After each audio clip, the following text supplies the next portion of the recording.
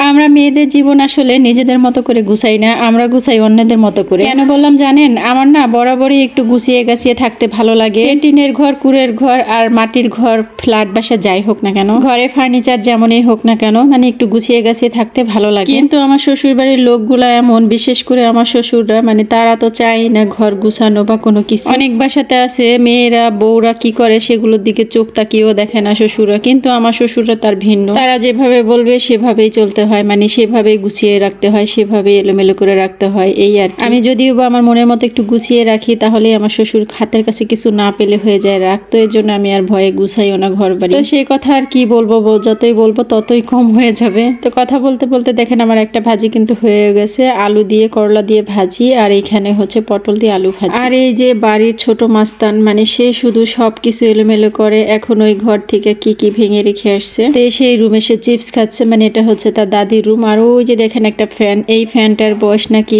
38 প্রায় 40 বছর। আসলে ওই যে যত্ন করে রাখে যে সব জিনিস, এর জন্য সবকিছুই সুন্দর করে ধরা আছে। মানে অনেক আগে জিনিসও পাওয়া যায় এই বাসাতে, মানে আমার শ্বশুর বাড়িতে। আর এই যে খেলনাগুলো দেখতে পাচ্ছেন, এইগুলোর বয়সও নাকি 30 বছর হয়ে গিয়েছে। এগুলো শোকেসে ছিল, তো আরহাম ওইখান থেকে ভেঙে ফেলে দেখে ওয়ার্ড্রোবের উপরে উঠে রেখেছে। তো এই রুমে চকলেট খুঁজতে এসে আরহাম এই ওয়ার্ড্রোবের উপরে উঠেছিল, তো এখান থেকে আজকে আবার ভেঙে খেলছে। মানে অনেকগুলো খেলনাই ছিল এখানে। আব্বুই আসলে এগুলো যত্ন করে রাখে, মানে আমার শ্বশুর। তারপরে এই যে আমি ঘরটাকে একটু গুছিয়ে দিলাম, ওয়ার্ড্রোবের উপরে এলোমেলো ছিল, তারপর ড্রেসিং টেবিলটাও এলোমেলো ছিল। আসলে আমাকে যতই বকাবকি করুক, আমি না গুছিয়ে থাকতে পারি না। আমার কাছে এলোমেলো থাকলে ভালো লাগে না, ধুলো পরে থাকলে। তো ওই যে দেখুন ড্রয়ারের মধ্যে কি অবস্থা। তো এখানে হাত দিলে তো অনেক কিছু ফেলে দিতে হবে, তাই ওইখানে আমি আর হাত দিব না। আর এই যে দেখুন কত কাগজ বের হয়েছে, টিস্যু, কত কিছু। তো এগুলো এখন আমি পরিষ্কার করব। আর এদিকে এসে দেখি আমার শ্বশুর এতগুলো আটা নিয়ে বসে আছে, আরো এক বল রোদে দিয়ে আসছে, আর এই বল এখন নিয়ে যাচ্ছে। মানে এগুলো হচ্ছে রোজার মধ্যে আনা ছিল, পোকা হয়ে যায় যদি, তাই আর কি রোদে দেওয়া হচ্ছে। আর এইখানে দেখুন এই ঝুড়িটা আমরা বাসা চেঞ্জ করার সময় ভেঙে গেছে, তো এখন হচ্ছে এটাকে আমি সুপার গ্লু দিয়ে জোড়া, মানে আঠা দিয়ে জোড়া লাগাবো। আসলে নিজের জিনিসের যত্ন নিজে ছাড়া অন্য কেউ কিন্তু নিতে পারে না দুনিয়াতে। প্রত্যেকটা জিনিস যখন গাড়িতে তুলছিল, তখন আমি পাশে দাঁড়িয়ে সুন্দর করে সেট করে দিয়েছিলাম যাতে কোনো জিনিস নষ্ট না হয়। অনেক কষ্ট লাগলো ঝুড়িটা ভাঙা দেখে। তো যাই হোক, এই তো ঝুড়িটা সুন্দর করে এখন আমি জুড়িয়ে,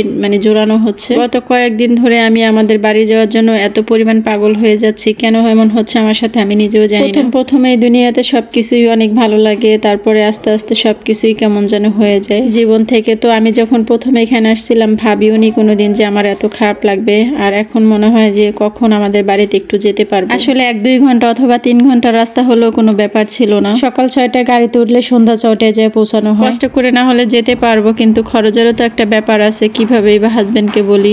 এই তো 6 মাস আগে বেরিয়ে আসলাম, কাছে হলে তো এই 6 মাসে আরো 6 বার যাওয়া হতো। তো যাই হোক, এই যে দেখুন আমার ঝুড়িটা সুন্দর করে জড়িয়ে নিয়েছে, মানে যেমনই হয়েছে, অন্তত আগের মতো তো আর নেই। সবাই ভালো থাকবেন, দোয়া করবেন। আল্লাহ হাফেজ।